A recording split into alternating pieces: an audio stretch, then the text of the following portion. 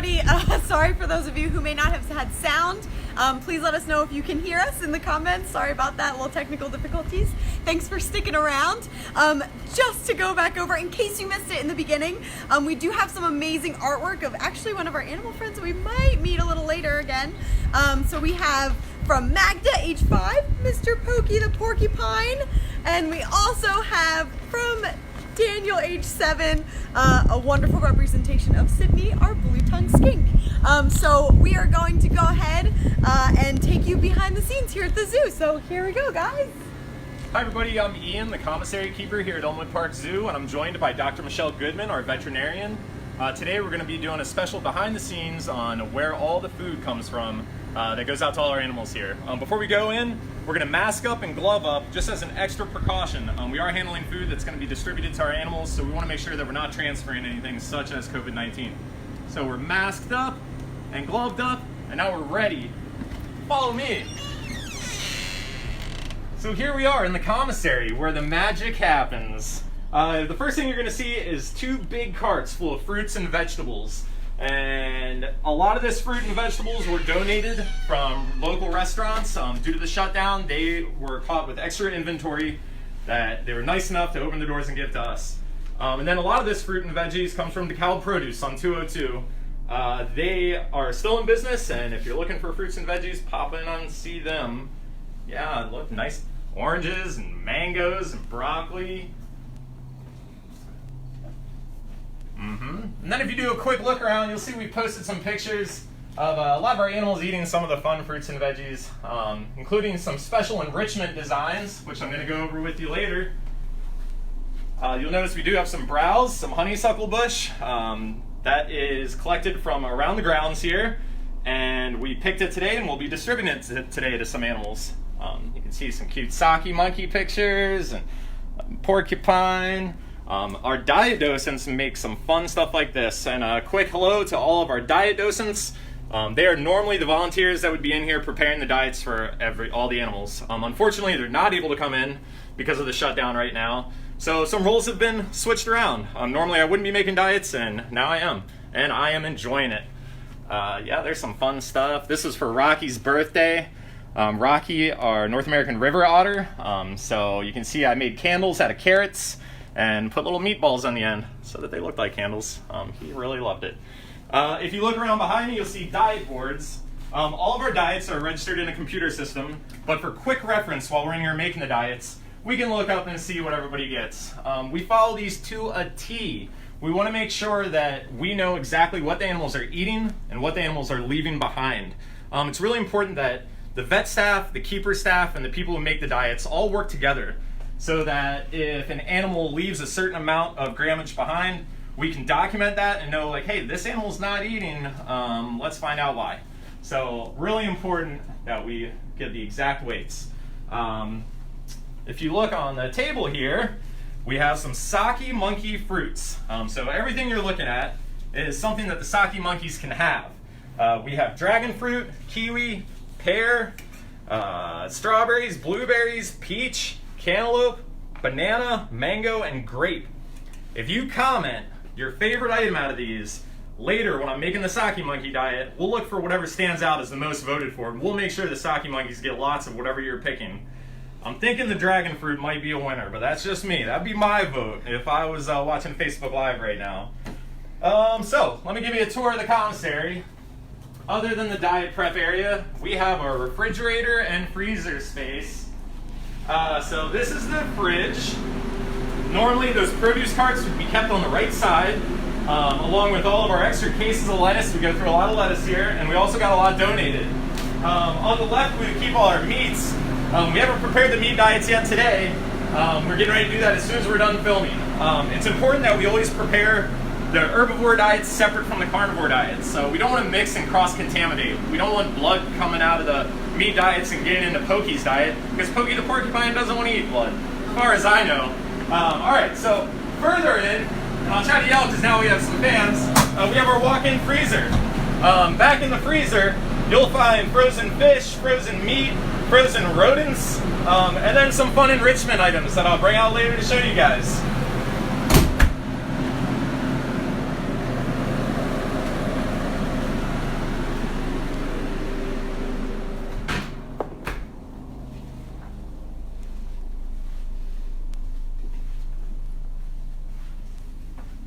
Alright, the first diet I'm going to make is going to be a pokey diet.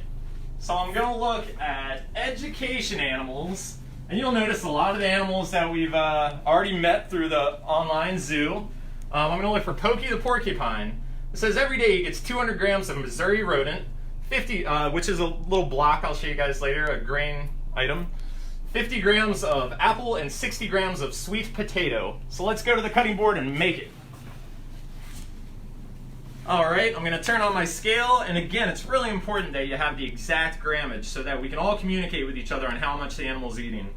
So I've got my rodent block, which is something that we feed to our wood rats and our capybara, and also all of our porcupines. So I'm going to weigh out 200 grams. And there it is, 201, pretty close. So we'll pour that in. And now we'll get the 50 grams of apple. So I'll go to my diet cart. Make sure to peel the sticker off. So when cutting apples, or any fruits and veggies for the animals here, we want to consider what animal we're making it for. This is for a North American porcupine, which we know is a large rodent who can also pick up its food and eat it. So does this look like a good North American porcupine size piece? I think so. So we'll give that to Pokey. We can cut some smaller ones too. He's not gonna have any trouble with that. But if we were to go real small, that's not a great size for Pokey the porcupine. This is more for perhaps some of our reptiles here. They might enjoy that size. So we're gonna stick with large chunks for a porcupine until we get up to 50 grams. And I'm looking back to check my grammage. There it is. So 53 grams is pretty close, and I can show you what the difference is between 3 grams. So there's 51, and this is a 2 gram piece. So if you're over 1 or 2 grams, that's fine. So there's our porcupine carrots, and now we'll get out our yams. Here's a pre-cut yam. So again, nice big chunks for our porcupine. Pieces he can hold on to.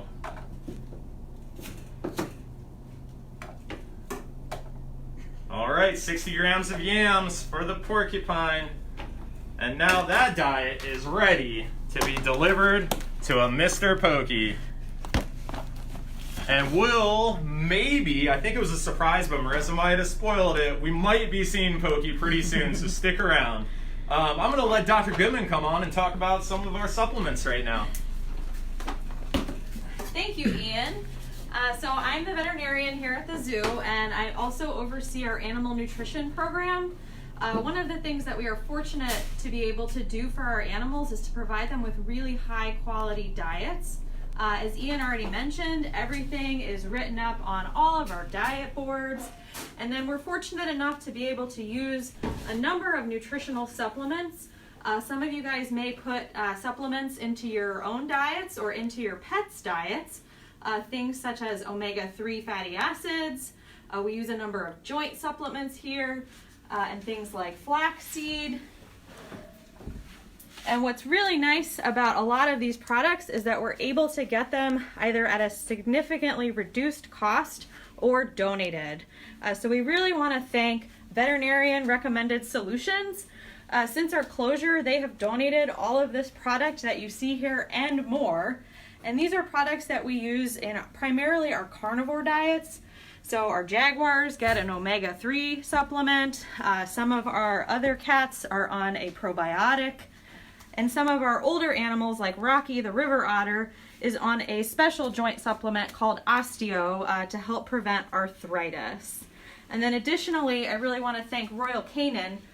They have donated a tremendous amount of prescription diets. We have a few animals here that are on prescription diets for different medical issues, including our black-footed ferrets.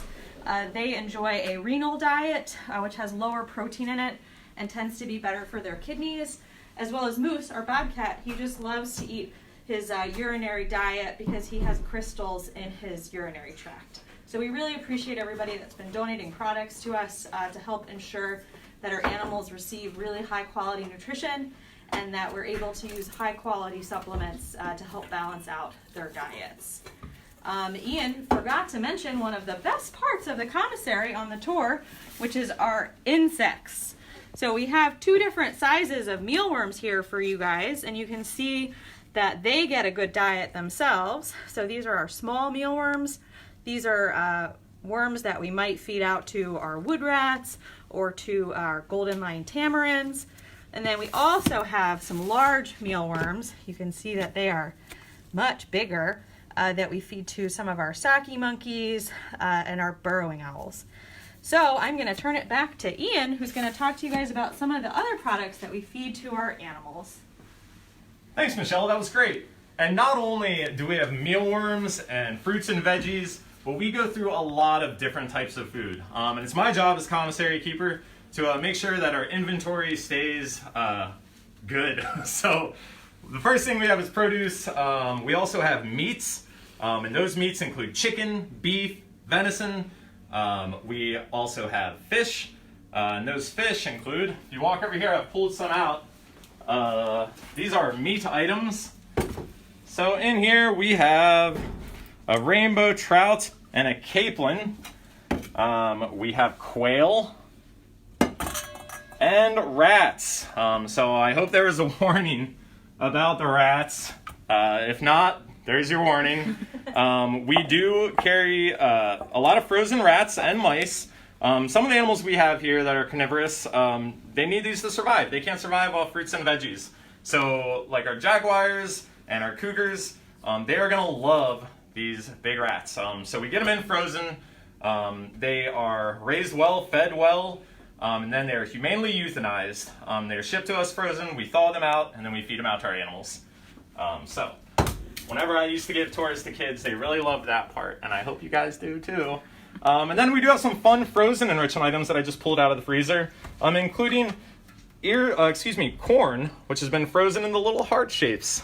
So we can give that to animals like the chickens, and the chickens will spend an hour on this pecking away, waiting for that corn to thaw. We also have a bloodsicle. So this is just blood poured into a bundt cake pan, and given to our carnivores. I'm sure they will love it. So, now that I've touched some meat items, I'm going to change my gloves before going back over to the produce. And also, to keep going with the vendors we work with and the different things we do, we also have to get a lot of hay. So we have a lot of hoofstock here that lives with eats orchard grass, Timothy hay. Our giraffes eat alfalfa. And we have a lot of our hoofstock that lives on straw as bedding. So we have a separate area called a Quonset hut, and in that Quonset hut is where you're going to find all those bales. We get a delivery once a week of roughly 60 to 70 bales of all that product. We also get grain bags that come in. If you look behind me, all these bins that say different things, they are large bags of grain. So you see we've got Missouri bovine for goats, sweet feed. So that's going to be grain items that we give out to our elk. So yeah, each of these bins is for different animals, and there's a lot of different grains. Missouri elder pig, that's for Joni, our Chicoan peccary. Rodent block we talked about, a lot of our animals eat that here. Missouri leaf eater is going to go to Slash, our red panda. So now I want to talk to you a little bit about enrichment. So you guys have probably heard a lot of talk about enrichment. That is things that we do as keepers to help enrich the animal's life on a day-to-day basis. Sometimes that can come in the form of toys, balls, things that you guys donate, which we appreciate. And speaking of donation, if you guys have the extra money to give, we could really use it in this struggling time of not having guests. So make sure to check out our website and donate now. So thank you guys. If you have donated, we really appreciate it. And if you can't hear me, there's a heart symbol. We really appreciate it. So, using food as enrichment. So here is a half a cantaloupe. Something fun I like to do for the chickens is cut little designs in the side and all around. And then when we give it to the chickens, they'll pop their head through there and eat almost all of it. And everything I'm putting to the side can be also given to the chickens, so we're not wasting any of this. Let's see if I can make a quick little happy face. So that is something, just a demonstration of how I can spend 1 minute of my time to enrich a chicken's life just a little bit more. The chickens love melon. I know a lot of guests come in and they're like, hey, I had no idea chickens ate lettuce and melons. And they really do love it. If we put it in here, they'll eat everything except the rind. Tomorrow when we go into the chickens, after giving them this today, there'll be nothing but the rind left. And we'll put that in the comments tomorrow, what this looks like after we give it to the chickens and before. So there is a good looking, enriching piece of cantaloupe. And we'll give that to the chickens as is tomorrow, or today, and you'll see tomorrow. All right, what next? Oh, did I show you guys the Jaguar diet? Come on over. So this is the one meat diet I forgot to show. That means I'm probably gonna have to change my gloves one more time, but I've never been on live TV, so you have to excuse me if I'm a little nervous. So we have Inca, who is our Jaguar, one of 3, and this is a diet that's been prepared for tomorrow. So if you look in, you'll see she has a wide variety of meats. We have fish, we have Nebraska beef supplement, which is horse meat is actually the first ingredient on there, along with some other things to help. We've got beef, chunk beef, which was a donation, I believe, from Capitol Grill. So there's some nice beef that would have been good enough for me to eat, but luckily our Jaguar is getting it. And looks like a possible rib here from some venison. And it's all weighed out to a very specific amount. So we're looking at Inca up here. So there's our items that she's to get, and we make sure that it's all weighed out so that if she starts to gain weight, we would be able to lower that diet to adjust accordingly. Once again, I'm going to take off my gloves as getting done with meat and moving back to produce. All right, so we're gonna finish up this Saki monkey diet. Do we have votes? Votes for what kind of fruits to use? It's looking like strawberries, blueberries is what I'm hearing from our camera person.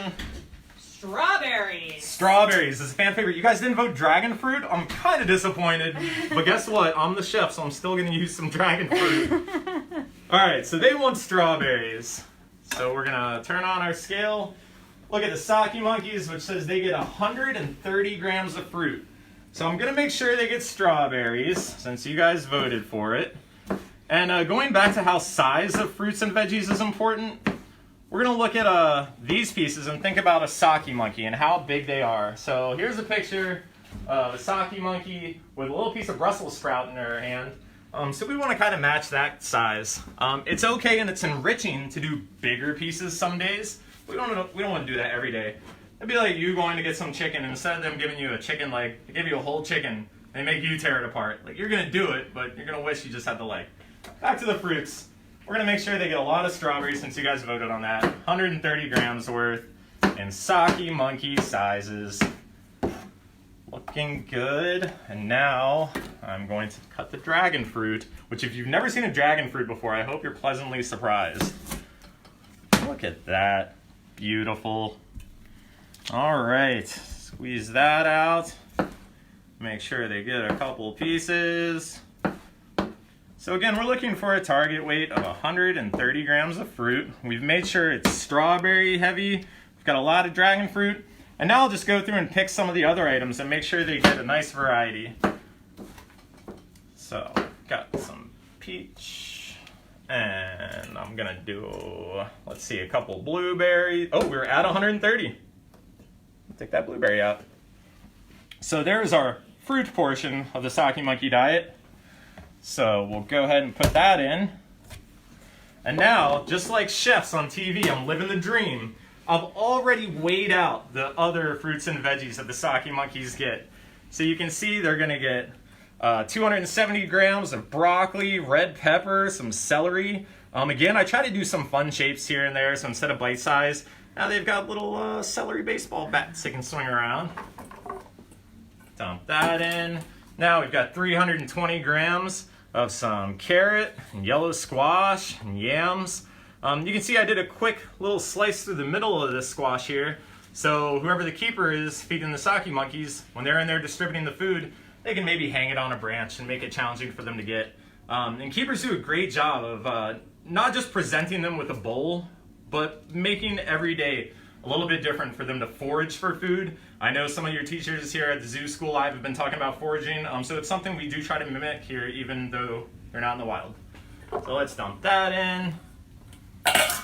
We've got some primate biscuits,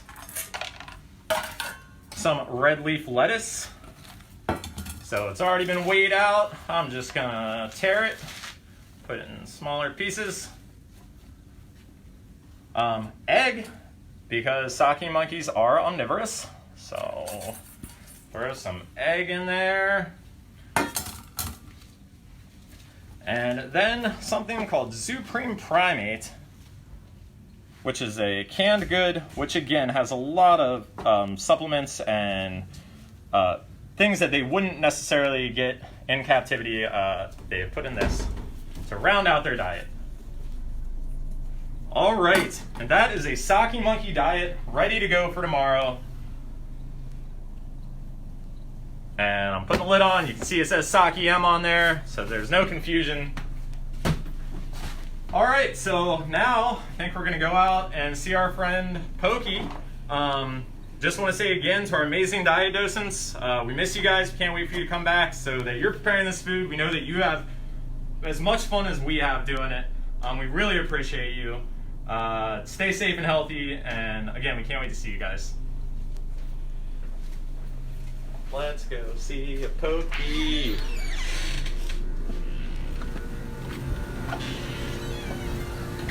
Oh my gosh, it's Pokey the porcupine. Hi, Pokey. I've made you so many goods. Oh.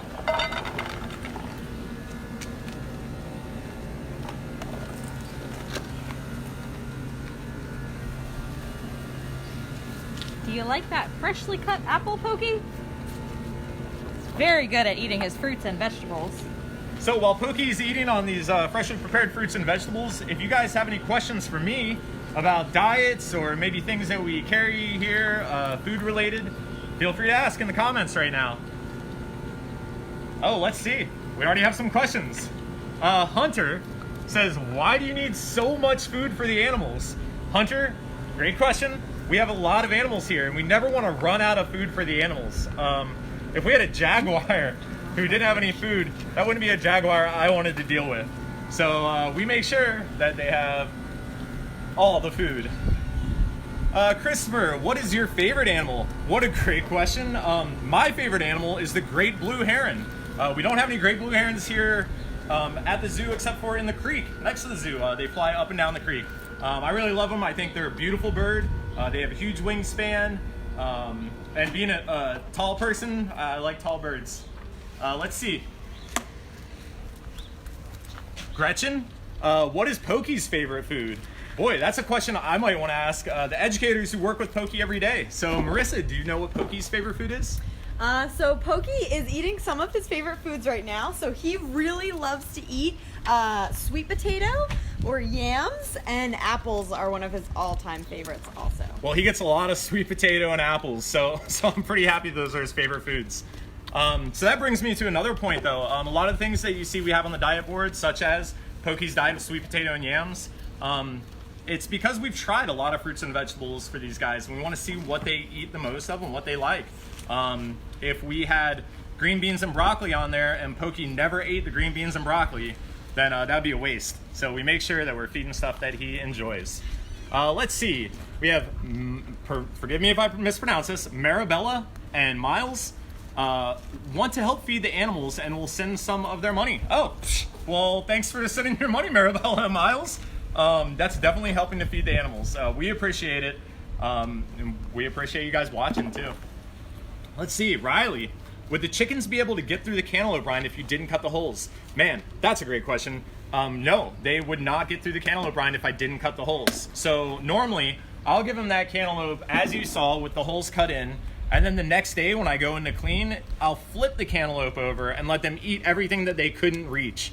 Sometimes the holes are big enough where they can stick their little chicken necks inside the cantaloupe and pick around, but they definitely leave some if you don't flip it over. Let's see. Alina and Sienna, how often does Pokey eat? So Pokey's given the diet that I prepared, but it's up to the keepers to give them food throughout the day. So that's another good question for Marissa. Marissa, how often do you guys feed Pokey that diet that I made? So what we do is we actually go in and we hide his food all throughout his enclosure. So he has to forage for it just like he would naturally in the wild. So he spends all day looking for his snacks. That's great. And he normally finds all of them. Well, great job, education staff. Erica asks, if Pokey gets sick, does he eat the same diet? So I'm going to turn that over to our veterinarian, Michelle. Sure. So thank you. That's a great question. When Pokey is sick, which thankfully does not happen often, he generally does eat the same diet. We have on occasion had to soften some of his rodent block and mix it in with some different fruit items just to make sure that he is eating even when he is not feeling so well. All right. The next question is from Paige and Alice. Hi, Paige and Alice. Do any animals eat cooked food? So yes, we cook our yams for golden lion tamarins. And we also cook egg whites for our birds. We have a large birdhouse up on the hill, and they get a lot of cooked egg whites. So yeah, great question. We do cook some food. And we also cook some food for enrichment sometimes too. So animals that necessarily don't always get cooked yam, we'll cook yam for them, such as Pokey here. You might get some cooked yam for funsies, because we do like having fun, even though it is a job. We try to make the most of it. Looks like we might have another question coming up. I'm just gonna watch Pokey. So you can see I was talking earlier about making the pieces big enough for him to grab. Here's a good example of him holding that apple slice while he noms on the end of it. Nom, nom, nom, Pokey. Preston, which animal eats the most in the course of a day? All right, that would have to be the giraffe. I mean, the giraffe is our biggest animal on site, so the giraffe definitely eats the most. John asks, why do the Saki monkeys eat so much?